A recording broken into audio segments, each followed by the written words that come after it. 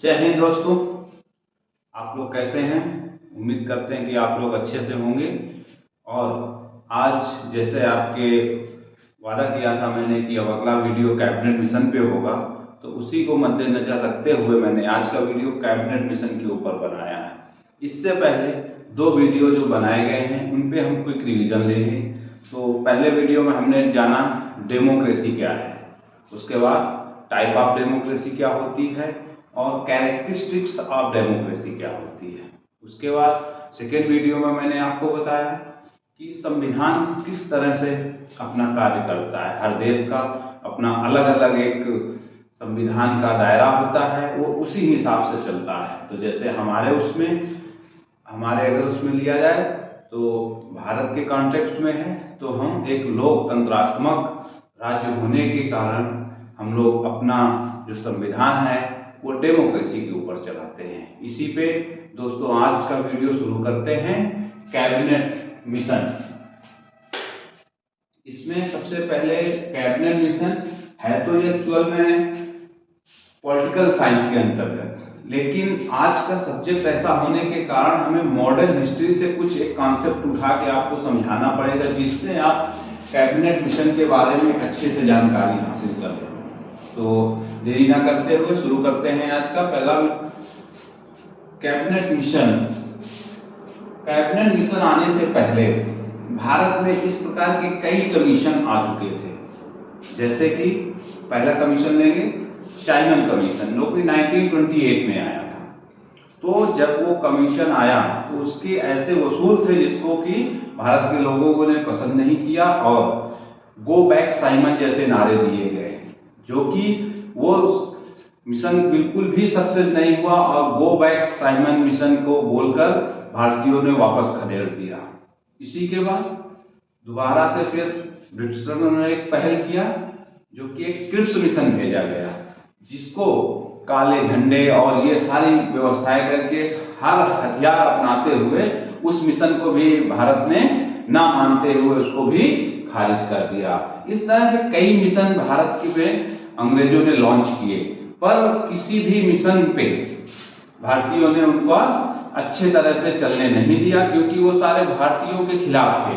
इसी तरह से एक अगला मिशन आता है कैबिनेट मिशन।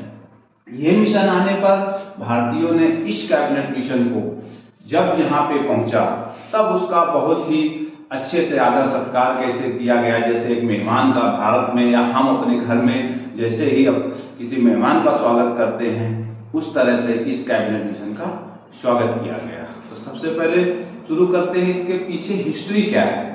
तो हिस्ट्री जैसा कि हम जानते हैं, वर्ल्ड वॉर प्रथम में अंग्रेजों ने गांधी जी और अपने भारतीय लीडरों के साथ बात करके बोला था कि आप विश्व युद्ध में हमारी मदद करो और हम तुम्हें आज़ादी दे देंगे। लेकिन हमारे गांधी जी ने उनकी बात को माना और हमारे सैनिक लड़ने के लिए गए, जहां पे अप्रोक्स टू 1.75 लाख जवान शहीद हुए और कुछ बंदी बनाए गए।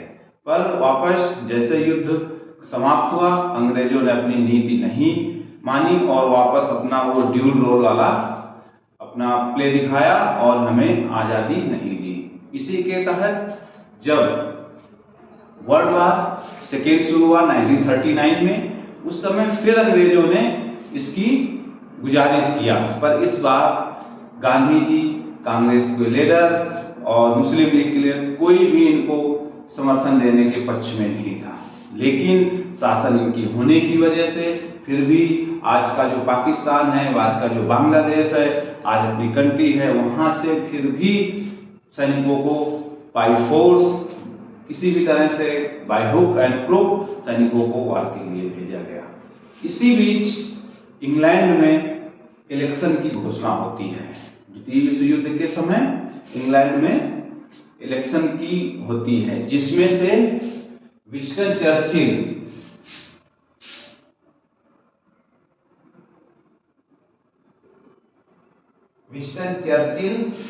वर्सेस एटली, क्लाइमेट एटली, विंस्टन चर्चिल वर्सेस क्लाइमेट एटली, इन लोगों के बीच इलेक्शन का दामोदार था। एक्चुअल में जब चर्चिल प्रधानमंत्री कर रहे थे, उस समय Italy as a deputy prime minister वहां पे काम कर रहे थे। पर सबसे ज्यादा इलेक्शन के समय में विश्व युद्ध हुआ, उसके बाद कई ऐसी घटनाएं हुई जिससे कि लोगों का विश्वास विंस्टन चर्चिल के ऊपर से हट गया और उनका विश्वास क्लेमेंट इटली की तरफ बढ़ा। साथ ही जब इलेक्शन की घोषणा हुई तो इन्होंने अपना अपना घोषणा पत्र जाहिर किया। जारी करने के बाद जैसे ही इनका घोषणा पत्र आया और इटली जी का घोषणा पत्र आया, उसमें क्लेमेंट इटली ने क्लियर कट कर दिया था कि अगर मैं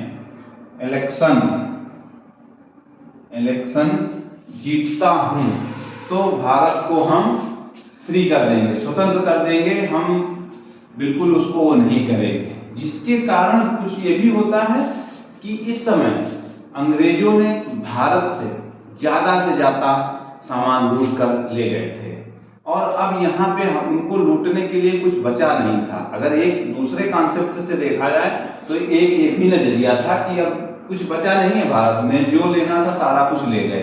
इवन वहाँ की जो क्वीन है, उनका कोहिनूर का जो अभी उनका मुकुट है उसमें भारत का ही लूटा हुआ हीरा अभी भी उनके क्राउन में लगा हुआ है। तो इस तरह से जब देखा तो इन्होंने अपने घोषणा पत्र में ये जाहिर कर दिया कि हम भारत को फ्री करेंगे, फ्री इंडिया। लोगों को इनकी घोषणाएं पसंद आई और इन्होंने क्लेमेंट इटली ने विंस्टन चर्चिल को बहुत ही बुरी तरह से चुनाव में हराया। अगर कहा जाए तो लगभग इन्होंने 47.7% वोट अचीव किया चर्चिल के तुलना में, जो कि ये लेबर पार्टी की पहली सबसे बड़ी जीत इंग्लैंड के अंदर थी। और वहीं से इटली ने अपने घोषणा पत्र के अनुसार और इसी बीच में 2 सितंबर 1945 को द्वितीय विश्व युद्ध की समाप्ति की घोषणा कर दी गई। साथ ही समाप्त होते ही क्लेमेंट इटली जी ने तुरंत अपना वहां पे जैसे ही इलेक्शन जीतते हैं पीएम पद की शपथ लेते हैं। शपथ लेने के बाद पहले ही कैबिनेट मीटिंग में इन्होंने कैबिनेट मिशन भेजने की सिफारिश कर दी। कैबिनेट मिशन भेजने की सिफारिश कर दिया। ये सिफारिश कब इन्होंने किया? 19 फरवरी 1946 को अपने घोषणा में इन्होंने कहा कि हम भारत को फ्री राष्ट्र का दर्जा देंगे। इसी के तहत इन्होंने एक कैबिनेट मिशन भारत भेजा। इस कैबिनेट मिशन में मुख्यतः तीन लोगों को इस मिशन को अंजाम देने के लिए भेजा गया। तीनों लोग, जिनमें से सबसे पहले पैथिक लॉरेंस,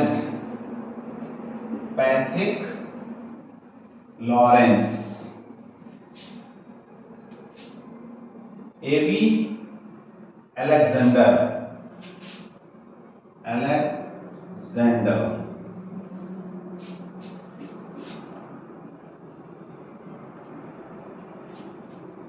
स्टैनफोर्ड क्रिप्स, इन लोगों के रूप में एक कैबिनेट मिशन हमें भारत भेजा गया, जिसके अध्यक्ष पैथिक लॉरेंस को बनाया गया। क्योंकि इससे पहले स्टेप क्रिप्स मिशन को लेकर आए थे, जिसके कारण इस बार पैथिक लॉरेंस को अध्यक्ष बनाया गया और वो इंडियन सेक्रेटरी थे, उसमें भारतीय सचिव भी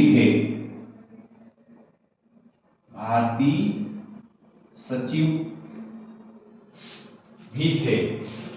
इसी के साथ यहीं पे 2-3 क्वेश्चन उठते हैं कि कैबिनेट मिशन की घोषणा किस प्राइम मिनिस्टर के द्वारा किया गया। ऑप्शन में चर्चिल, इटली और 2-3 नाम ऐसे ऐड करके दे दिए जाते हैं। तो पहला क्वेश्चन यहां से ये बना। उसके बाद दूसरा ये बना कि कैबिनेट मिशन किसकी अध्यक्षता में भारत आया। तो जिसका आंसर होगा पैट्रिक लॉरेंस। उसके बाद अगेन आता है कि ये कब भारत कब पहुंचा, कैबिनेट मिशन भारत कब पहुंचा, तो ये पहुंचा मार्च 1946 को, जिसको भारतीयों ने बहुत ही वार्म वेलकम दिया। दोस्तों 15 मार्च 1946 को ब्रिटेन के प्राइम मिनिस्टर क्लेमेंट इटली ने सर्वप्रथम स्वाधीनता शब्द का इस्तेमाल किया था। वहीं पर उन्होंने बोला था कि भारत को स्वाधीनता प्रदान की जाए। इसी के तहत 24 मार्च 1946 को कैबिनेट मिशन भारत पहुंचा, जहां पर भारतीयों ने उनका फूल मालाओं के साथ स्वागत किया और अपने दिल दिमाग में उनको इज्जत दिया। साथ ही अब पहुंचने के बाद कैबिनेट मिशन भारत पहुंच गया। भारत पहुंचने के बाद अब उनका काम था कि स्वाधीनता सत्ता हस्तांतरण किस प्रकार से शांतिपूर्वक किया जाए, जिससे कि किसी भी प्रकार से कोई भी परेशानी ना आए, और साथ ही था कि कोई एक यहाँ पे संविधान बना दिया जाए जिससे कि रूल करने में इनको बड़ी आसानी रहेगी।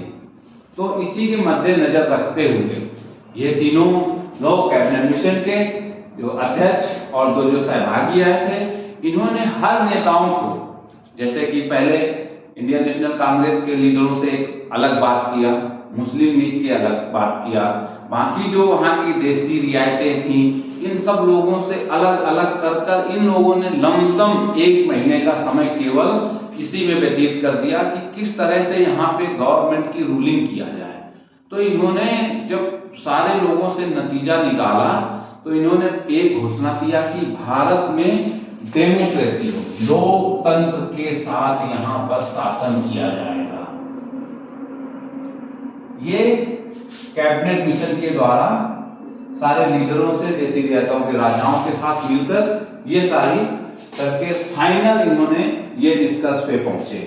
साथ ही भारत कैबिनेट मिशन का जो गठन हुआ उसमें से ब्रिटिश राज्यों को ब्रिटिश राज, देसी रियायतें, इनको सबको शामिल कर उन्होंने एक लोकतंत्रात्मक गणराज्य की स्थापना के बारे में बताया कि यहाँ पर लोकतंत्रात्मक राजनीतिक दलों से बात करने के बाद इन्होंने भारतीय संघ का गठन और देसी रियायतों का विलय, भारतीय संघ का गठन और देसी रियायतों का विलय, इसकी नीति पर इन्होंने काम किया और इन्होंने जो दिया कि भारतीय संघों का विलय और देसी रियायतों का विलय किया जाएगा, साथ ही प्रांतीय विधानमंडल को, प्रांतीय विधान मंडल को 3 भागों में बांटा, 3 भागों में बांटा, जिसको अगर हम माने तो अगर रखें तो group A, group B, group A, group B, group C, इस तरह से इन लोगों ने इन्हें 3 group A, group B, group C में, जिसमें से ग्रुप ए में देखें तो ग्रुप ए में मद्रास, मुंबई, उड़ीसा और प्रांतीय राज्य जैसे कि जिसमें उत्तर प्रदेश, ये सारे ग्रुप ए में आएंगे। मोस्टली ये ग्रुप ए में हिंदू स्टेट रखे गए थे। उसके बाद देखें ग्रुप बी, असम एवं बांग्लादेश, जो कि मुस्लिम मेजोरिटी थी। साथ ही बचा हुआ शेष group C like Punjab, J&K and Balochistan, इनको 3 ग्रुपों में बांटा गया। इसके साथ ही होने के बाद इन्होंने 389 सीटों पर मेंबरों का चयन किया गया और 389 सीटों पर मेंबरों का अप्रत्यक्ष से चुनाव किया गया कि अप्रत्यक्ष चुनाव होगा। तो उसमें सबसे पहले 73 देसी रियायतें, साथ ही 292 के आसपास ब्रिटिश राज, 292 ब्रिटिश राज और 4 अन्य। इस तरह से अप्रत्यक्ष करके इनका इलेक्शन किया गया और इन लोगों का यह था कि अप्रत्यक्ष करके रिप्रेजेंटेटिव को अप्रत्यक्ष इनडायरेक्ट इलेक्शन करके रिप्रेजेंटेटिव को चुना जाएगा, जिससे कि एक संविधान सभा का गठन किया जाएगा। साथ ही राज्य संविधान निर्माता जो होंगे वो ब्रिटेन के साथ संधि करके इस पर अंजाम देंगे। तो इस पर पूरा होते रहे, इसमें कई मांगे हुई और उन्होंने सबसे पहले जो कैबिनेट मिशन ने मांग किया वह मांग खारिज की। पाकिस्तान को अलग राज्य बनाने का दर्जा उन्होंने सबसे पहले हटाया। पाक is a part of India. तो इस तरह से उन्होंने सबसे पहले इसको खत्म किया, जो कि मांग थी मुस्लिम लीग की। मोहम्मद अली जिन्ना जो कि रूल कर रहे थे, इस वजह से इसको वहां से हटाया गया। इस तरह से कैबिनेट मिशन ने सबसे पहले स्वतंत्र पाकिस्तान मांग को नहीं माना उन्होंने, और फिर उन्होंने अगला पॉइंट दिया कि अंतरिम सरकार का गठन किया जाए और हिंदू को 40% सीट, मुस्लिम को 40% और 20 अन्य को दिया जाए। स्वतंत्रता की आस पर कैबिनेट मिशन को भारतीयों ने स्वीकार कर लिया कि किसी तरह से तो हमें आजादी मिली है, तो क्यों ना इसको पहले ले लिया जाए, उसके बाद फिर देखा जाएगा क्या कैसे किया जाएगा। इस तरह से अंतरिम सरकार में कांग्रेस ने अपने आप को कुछ समय के लिए रोक लिया कि देखते हैं अभी क्या होता है अगर इसमें पार्ट नहीं लेते हैं। अतः लॉर्ड बावेल ने के आग्रह पर उन्होंने दोबारा से उसमें सरकार बनाने की घोषणा किया, जिसका मोहम्मद अली जिन्ना ने बहुत विद्रोह किया।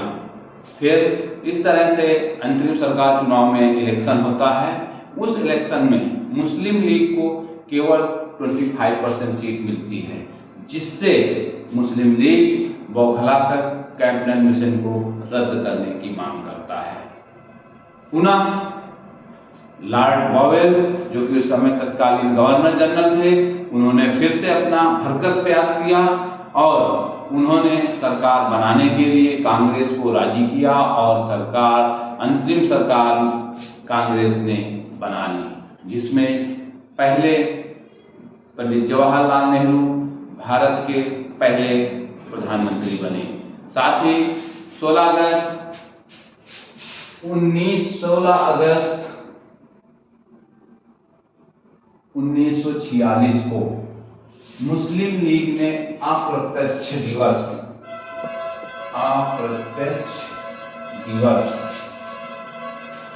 मनाने की घोषणा किया। इसको आज हम डायरेक्ट एक्शन डे के रूप में भी जानते हैं। डायरेक्ट एक्शन डे ये पूरी तरह से मोहम्मद अली जिन्ना के द्वारा पूरी तरह से प्रेरित था, जो कि यह एक अपने आप में एक अलग टॉपिक है, जिसको मैं बाद में लेकर आऊंगा और आपको डायरेक्ट एक्शन के बारे में बताऊंगा। इस तरह से दोनों लोगों में, मुस्लिम लीग और इंडियन कांग्रेस में समझौते के करार होते ही उसी में कलकत्ता में कुछ दंगे भड़क गए, जिसमें से बहुत से लोगों ने अपनी जान गंवाई। साथ ही फिर बावेल ने अपना प्रयास किया कि किसी तरह से यहाँ पे सरकार का गठन कर दिया जाए, जिससे हम सत्ता का हस्तांतरण अच्छी तरह से कर दें। और उन्होंने अपना पूरा प्रयास किया और वो अपने प्रयास में पूर्णतः सफल हुए और उन्होंने सरकार बना दिया, जिसमें फिर मुस्लिम लीग लगातार कुछ न कुछ, जब भी कुछ काम आगे बढ़ रहा था तो उन्होंने अपना उसमें अड़ंगा लगाना शुरू कर दिया। इसलिए कैबिनेट मिशन ने भारत को विभाजनकारी भूमिका में बहुत बड़ा रोल किया। उन्हीं की वजह से आज इंडिया और पाकिस्तान का बंटवारा हो गया। इस तरह से 9 दिसंबर 1946 को कैबिनेट मिशन की पहली बैठक होती है, जिसमें अस्थायी प्रेसिडेंट सच्चिदानंद सिन्हा जी के उसमें होते हैं।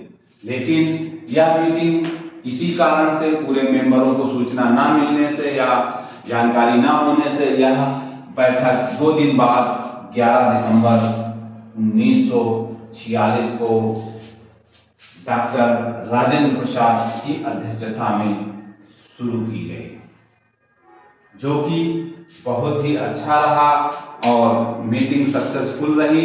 उसके बाद 13 दिसंबर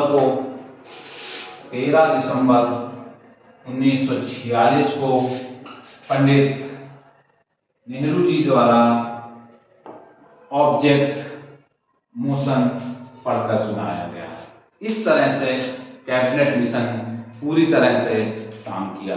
यहाँ तक पढ़ाए हुए लेसन में अगर किसी का कोई भी क्वेश्चन है तो कमेंट्स करें, और मैंने अपनी तरफ से कैबिनेट मिशन को शॉर्ट तरीके से बनाया कि आप लोगों को जल्द से जल्द देखने को मिले और अच्छे से समझें। तो मैंने अपना पूरा प्रयास किया। अगर आपको मेरा वीडियो पसंद आता है तो लाइक, सब्सक्राइब और शेयर करें। साथ ही आपको लगातार आपको पॉलिटी के लेक्चर देते रहूँगा। जय हिंद।